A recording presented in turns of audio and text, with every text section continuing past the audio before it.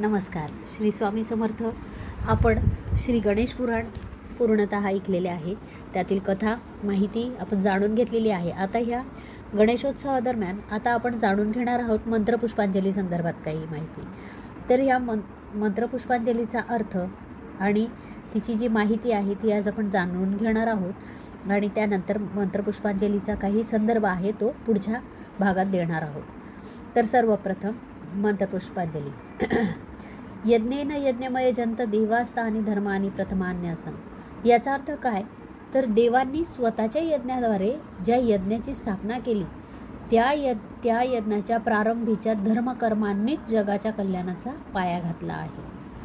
त्यानंतरची ओळ आहे, तेह नाकम महिमान सचंत्रयत्र पूर्वे साज्जात संती देवा.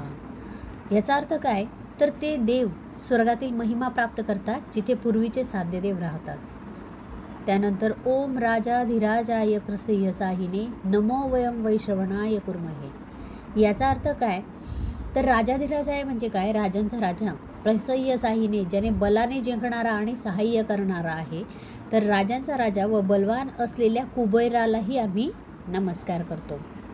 पुढची ओळ आहे, समे कामान काम कामाय मह्यम कामेश्वरो वैश्रवणो ददातु.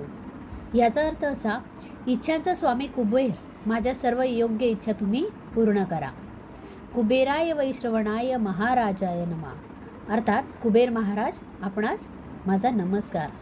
ओम स्वस्ति साम्राज्यम भौज्यम स्वराज्यम वैराज्यम पारमेष्ट्यम राज्यम महाराज्यमाधिपत्यमयम समंतपर्यायी यास्यात सार्वभौम सर्वायुष अंतधापरार्धात. याचा अर्थ असा, आम्हाला राज्य, ऐश्वर्य, स्वातंत्र्य, सर्वोच्च स्थान आणि संपूर्ण जगावर राज्य करण्याची क्षमता लाभो आणि ती चिरकाल टिकून राहो. हा त्या ओळींचा अर्थ. त्यानंतर पुढे आहे, पृथिव्ये समुद्रपर्यंताया एकराळीती तदप्लेश श्लोको भिगितो मरुतः परिवेष्टारो मरुतस्य वसनगृहे. याचा अर्थ असा, पृथ्वी व समुद्रपर्यंत एकत्रित अशी सत्ता मला लाभो आणि वायुदेव म्हणजे मरुतगण हे रक्षण करते, हे मरुतांच्या घरात राहतात. ह्या ओळीबद्दलची माहिती आपण घेणारच आहोत पुढे. आता पुढे, अवीक्षितस्य कामप्रे विश्वे देवा सभासदेती. अवीक्षित हा राजा किंवा संरक्षक आहे, त्याच्या इच्छेनुसार सर्व देवगण सभेत उपस्थित असतात. तर आता ही सर्व मंत्रपुष्पांजली झाली. तर हिचा सारांश काय, तर ह्यात सर्व देवांची प्रार्थना केलेली आहे, कुबेराला वंदन केलेले आहे, राज्यसत्ता, ऐश्वर्य, दीर्घायुष्य आणि सकल मंगलाची कामना केलेली आहे. यामध्ये देशाच्या, राष्ट्राच्या, व्यक्तीच्या सर्वांच्या कल्याणासाठी गोष्टी केल्या गेलेल्या आहेत आणि त्यासाठीच देवाधर्माचे, पुण्याचे आणि सत्ता संपत्ती या शक्तींचे आवाहन करण्यात आलेले आहे.